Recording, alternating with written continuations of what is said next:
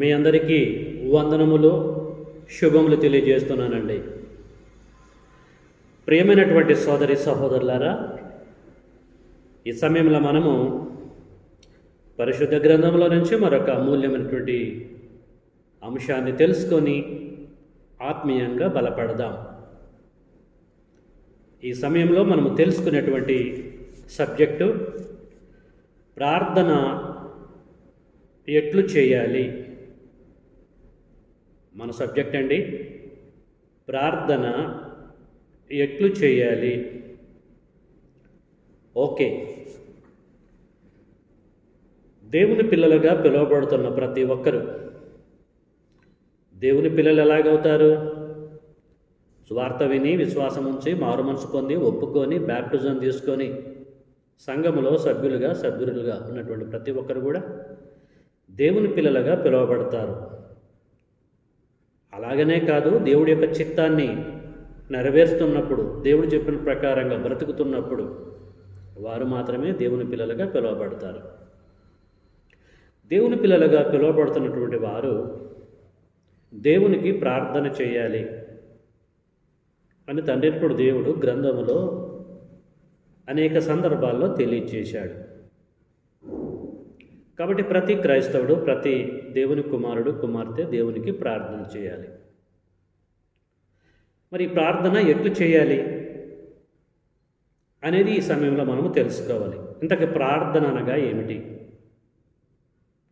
ప్రార్థన అనగా దేవుడితో మాట్లాడుట, టాకింగ్ టు గాడ్.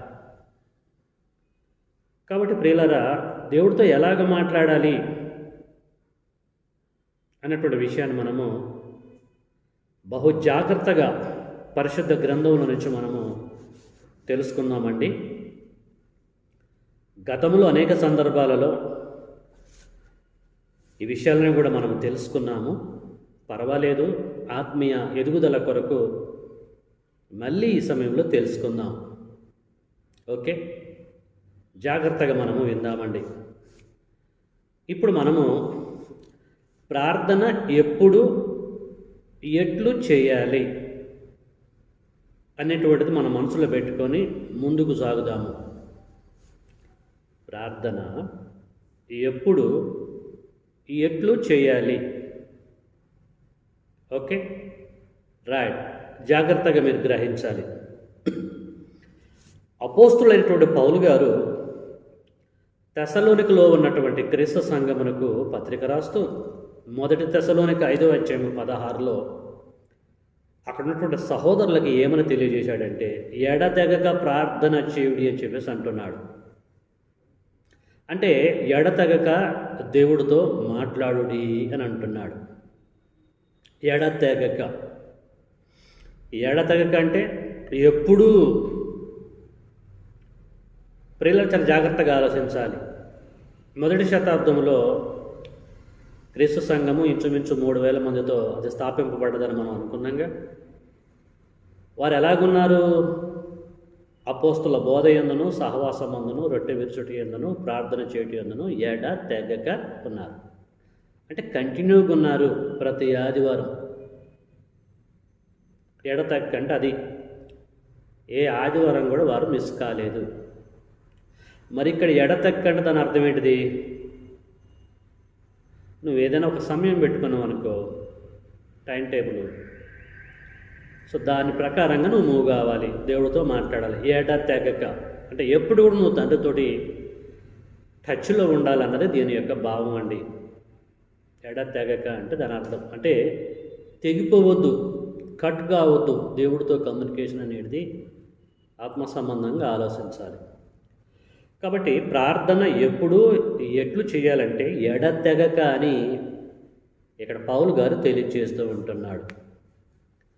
ఇంకా మనం ఆలోచిస్తే ప్రియులారా, తండ్రి అయినటువంటి దేవుడే తనతో మాట్లాడేటువంటి వారిని గురించి, తనకి ప్రార్థన చేసేటువంటి వారి గురించి ఎలాగ మాట్లాడాలి లేక ఎలాగ ప్రార్థన చేయాలో జ్ఞాని అయినటువంటి సొలొమోను గారికి దర్శనమందు కనిపించి ఏమని తెలియచేస్తున్నాడో రెండవ దినవృత్తాంతముల గ్రంథము 7వ అధ్యాయము 14 మనం చదివితే అద్భుతంగా ఉంటుందండి. రెండవ దినవృత్తాంతముల గ్రంథము 7వ అధ్యాయము 14వ వచనంలో తండ్రైన దేవుడే అంటున్నాడు, తమను తాను తగ్గించుకొని ప్రార్థన చేయాలి అని అంటున్నాడు.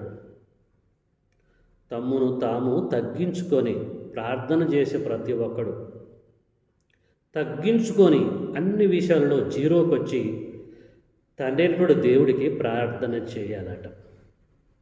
అలాగ ప్రార్థన చేస్తే వారి ప్రార్థన నేను వింటాను, లేక వారి మొర విని దానికి ప్రతిఫలాన్ని దయచేస్తానని చెప్పేసి సొలొమోను గారితో తండ్రి దేవుడు సెలవిస్తూ ఉంటున్నాడు. కాబట్టి ప్రియులారా, మనల్ని మనము తగ్గించుకొని అన్ని విషయాలలో తగ్గించుకోకపోతే ఏమున్నదండి? అంటే దేవుడు ఎందుకు తెలియజేసిందంటే ప్రార్థనలో కూడా హెచ్చించుకునేటువంటి వారు ఉంటారండి. మీకు అర్థమైంది ఆ పాయింట్? తండ్రి నేను అదండి ఇదండి ఎంతో దైవికంగా ఉంటున్నానండి, మీకు ఎప్పుడు ప్రార్థన చేస్తున్నాను తండ్రి, కానుకలు ఇస్తున్నాను తండ్రి, ఇది హెచ్చింపుతో చాలామంది ప్రార్థన చేస్తూ ఉంటారు. కరెక్ట్ కాదు. తండ్రి దగ్గరికి వెళ్ళినప్పుడు తండ్రితో మాట్లాడుతున్నప్పుడు జీరోకు రావాలి. అఫ్కోర్స్ నువ్వు హీరో కావచ్చు అన్ని విషయాల్లో, అయినా నువ్వు ప్రార్థన చేస్తున్నప్పుడు ఏం చేయాలంటే జీరోలో ఉండాలి. ఆయన కృపను బట్టి ఆ దయను బట్టి భూమి మీద మనం బ్రతుకుతున్నప్పుడు జీరోలో ఉండి దేవుడితో మాట్లాడాలి. ఒక సీఎం తోటి పిఎం తోటి మాట్లాడేటప్పుడు హెచ్చించుకొని మాట్లాడతారండి ఎవడన్నా? ఏమండి? అలాంటి వారి మాటలు వారు వింటారా? ఎంతో హంబుల్గా ప్రియులరా మాట్లాడుతూ ఉంటారు. మరి వారందరికంటే శ్రేష్టమైనటువంటి వాడు మన కన్న తండ్రి. ఆయనతో మాట్లాడేటప్పుడు తగ్గించుకొని మాట్లాడాలి. ఎందుకు? తనను తను తగ్గించుకున్నటువంటి వాడు హెచ్చింపబడతాడు. దేవుని అద్భుతమైనటువంటి ప్రణాళిక ఇది. కాబట్టి తగ్గించుకొని ప్రార్థన చేయాలన్నది దేవుడి యొక్క ప్రణాళికగా సొలొమోను గారితో చెప్తున్న దానిని బట్టి మనకి అర్థమైపోతూ ఉంటుంది. ఇంకా మనం ఆలోచిస్తే యేసుక్రీస్తుల వారు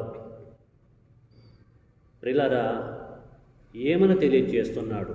లూకాసు వార్త 18వ అధ్యాయము 1వ వచనం మనం చదువుకుంటే, లూకాసు వార్త 18వ అధ్యాయం 1వ వచనంలో యేసు ఏమంటాడంటే, విసుకక నిత్యము ప్రార్థన చేయాలి తండ్రైన దేవుడికి అని అంటున్నాడు.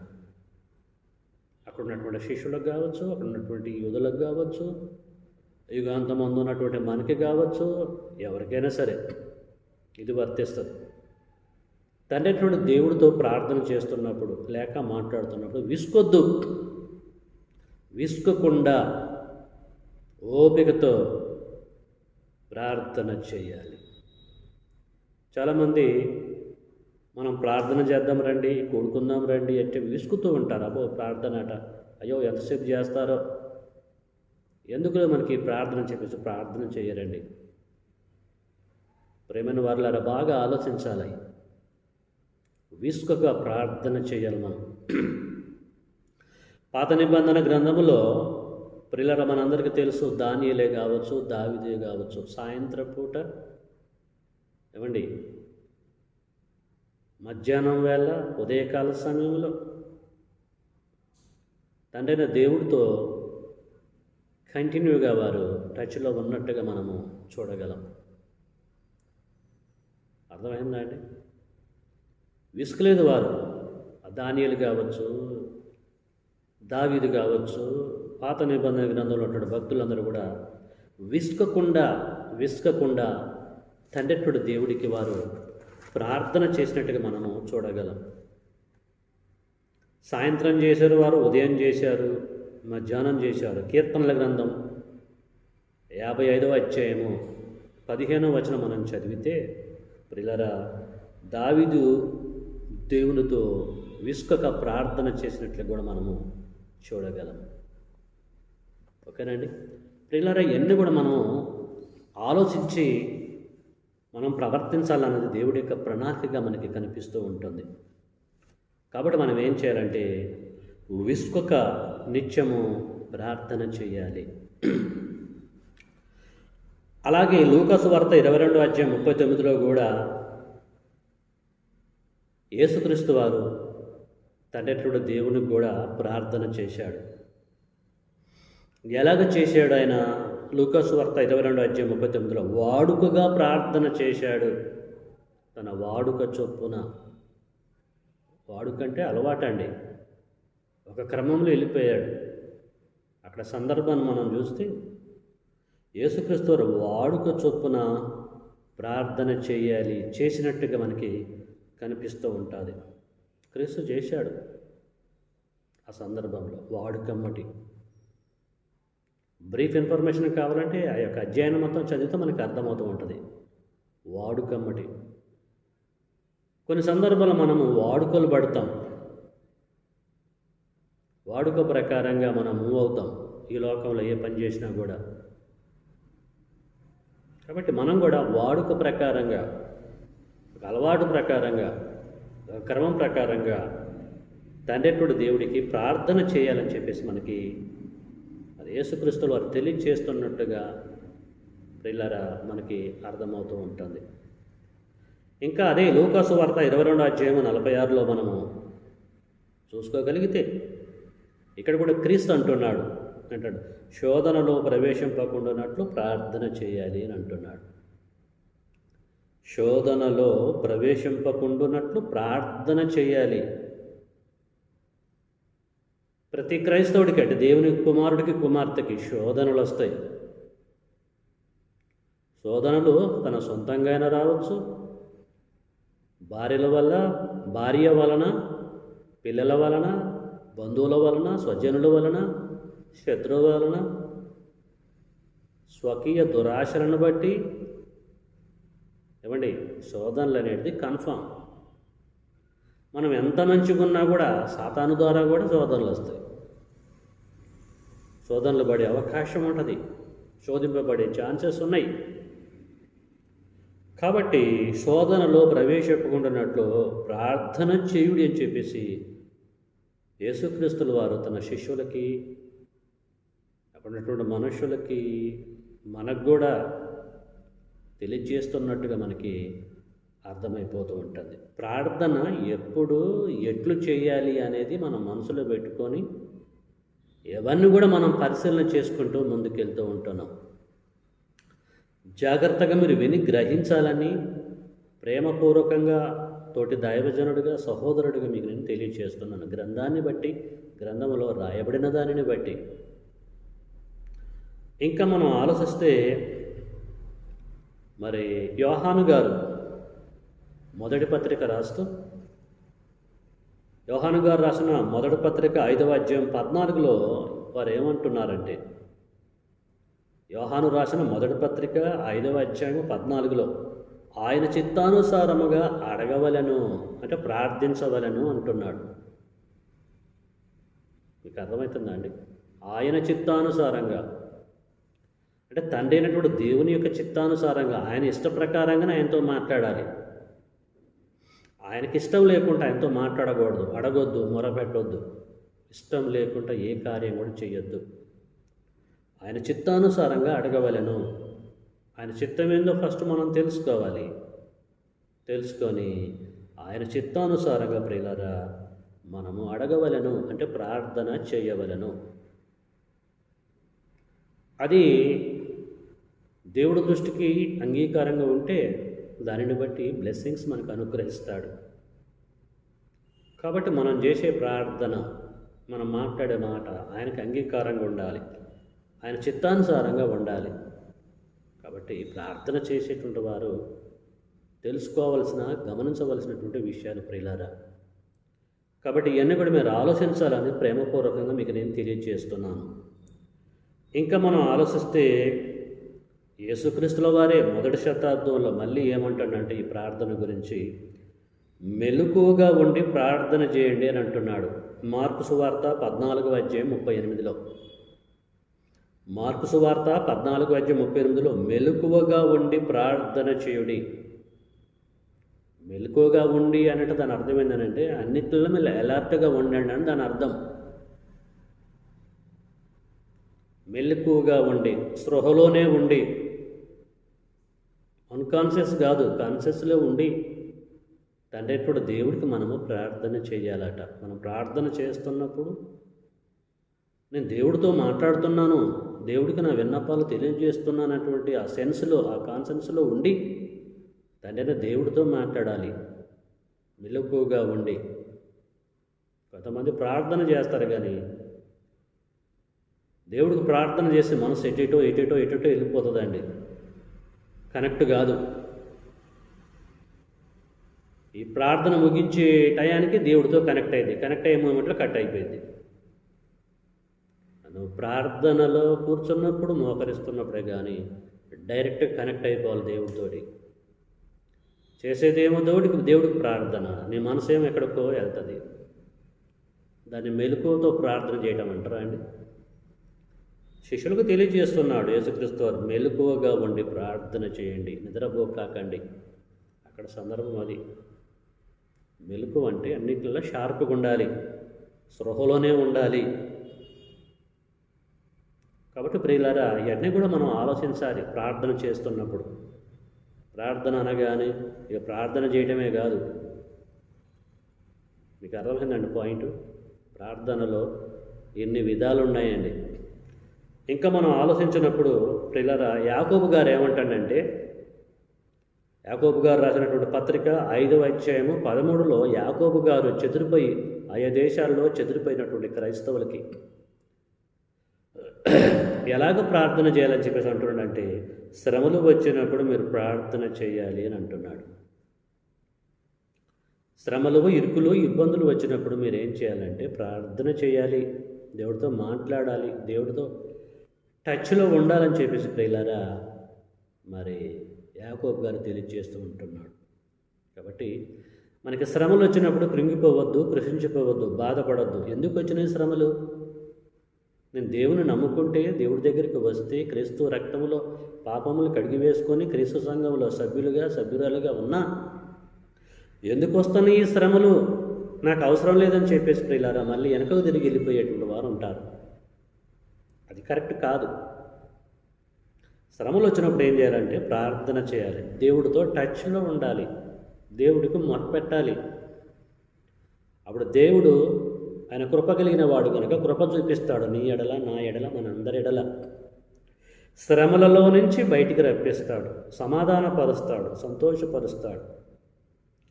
కాబట్టి శ్రమలు వచ్చినప్పుడు మనం ప్రార్థన చేయాలి.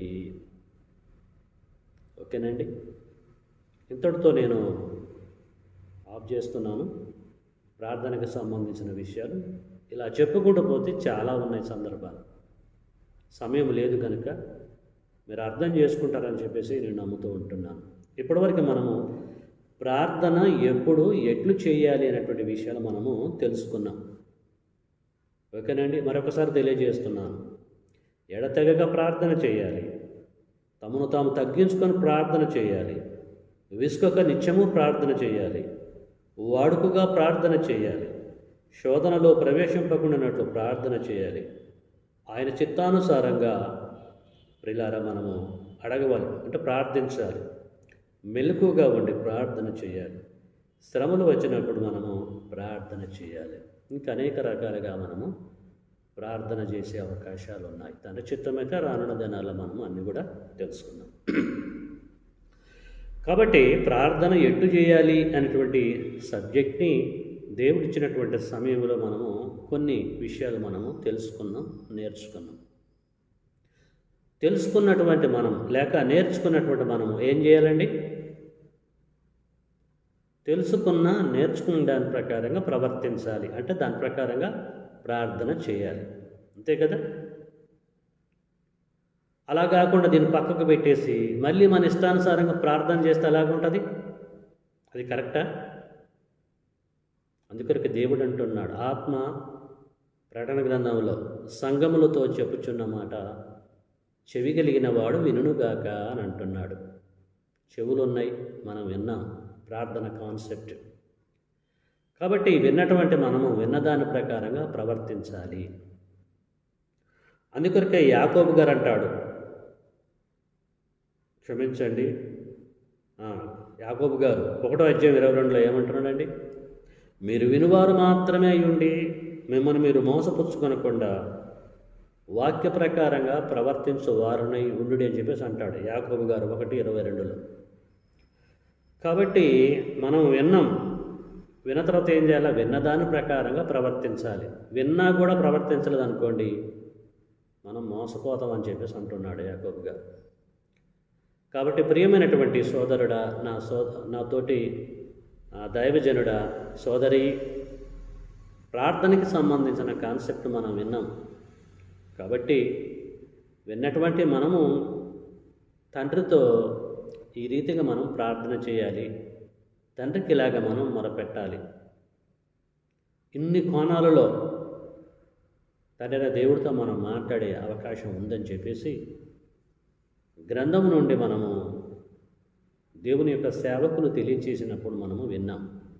కాబట్టి ఇక నుండి విన్నదాని ప్రకారంగా మనము తండ్రి దేవుడికి ప్రార్థన చేసి కాలమును బట్టి ప్రతిఫలాన్ని మనము పొందుదాం. తన చిత్తమైతే నెక్స్ట్ టాపిక్ ప్రార్థన ఎట్లు చేయకూడదు. తన చిత్తమైతే నెక్స్ట్ టాపిక్ ప్రార్థన ఎట్లు చేయకూడదు అనేటువంటి విషయాన్ని మనం తెలుసుకొని ఆత్మీయంగా బలపడదాం. చక్కగా ఓపికతో వాక్యమైనటువంటి మీ అందరికీ మరొకసారి వందనాలు తెలియజేస్తూ ఈ కొద్ది మాటలు నేను ముగిస్తున్నాను. అందరికీ వందనం.